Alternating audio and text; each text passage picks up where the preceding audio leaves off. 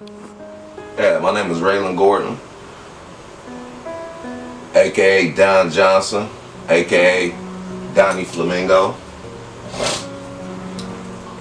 I was born and raised in Detroit, Michigan. I'm from Exit 9, known as formerly Joy Road. From the projects, the Herman Garden projects. I was born in like the 1983, 1984 era with a crack gang. The crack started off right then. Everybody turned into Nino Brown and wanted to play the New Jack scene. Drugs was infesting my whole area at that time, and I was in school. Fast forwarding, because I'm gonna make this brief. Growing up with a fatherless mother and not having a father myself, I was mostly raised by the streets and my oldest brother, which was a drug dealer. At the time when you sell drugs in the 80s, it was a competition, but the competition ended up in war and death, which scarred your boy, you know, scarred the shit out of me. Being in high school and shit, middle school rather, I don't want to go too fast. Being in middle school, in particular, was a lot of gangs of all ages,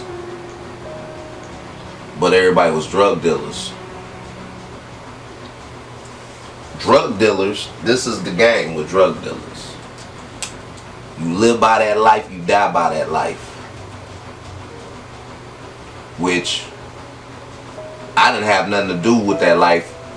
I just was around it, you know. Sometimes you're just guilty about around association, and it's a casualty of war.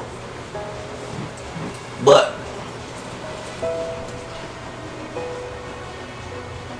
yeah, living in the projects, the Herman Garden projects, was real crazy. It was real crazy. I remember walking up and seeing a dead body in an abandoned apartment, because there was a lot of abandoned residents over there.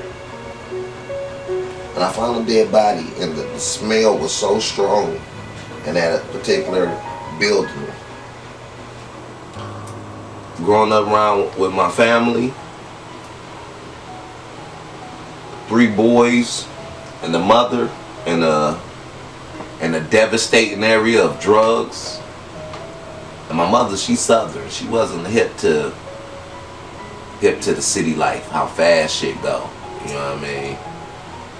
It was really we had good times. We ain't never been like homeless and fucked up.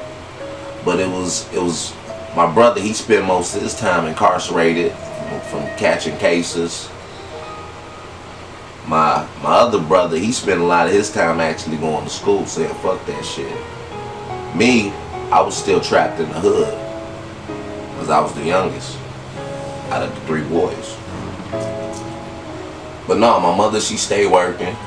The streets eventually, they grabbed me. I moved to an area off the boulevard, which is called the Zone 8 area, and that's where I had to grow up. I was 15, already sleeping with women and shit. Had my first son. Around that time, my brother got killed while my son was born. And that shit turned me out. I stopped going to school from paranoia. I was left with an arsenal of guns. And I had a kid, I had a son, I had to grow up from the streets, then turn around and I had another son. Which I'm so proud of them to this day, because they graduating as we speak. They finally graduating. But yeah, like, now my family, we all suffer from depression. We all isolate each other from each other because we don't want to bring up the past. We've been constantly hitting funerals. That shit played out now. Well, we don't hit funerals no more.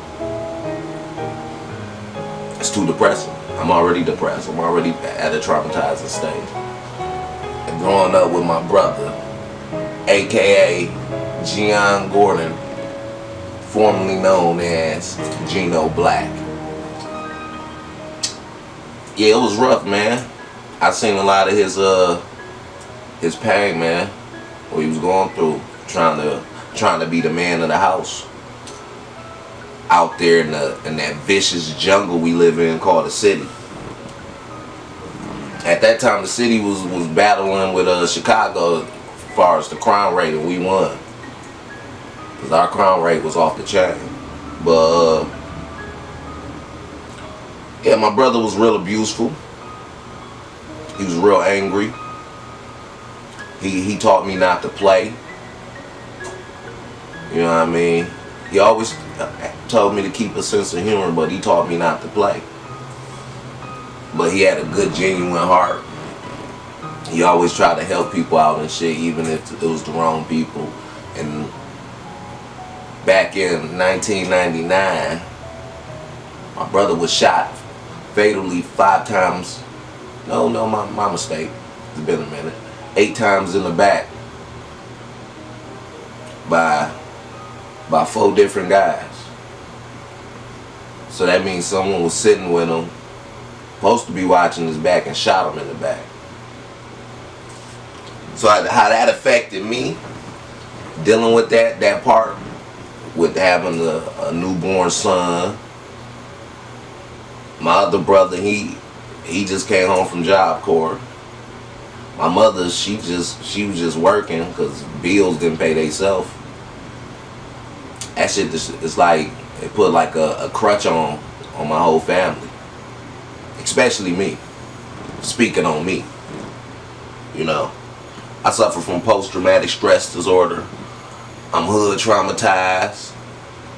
I don't even like being around people. That's why I'm doing this interview at a very private location.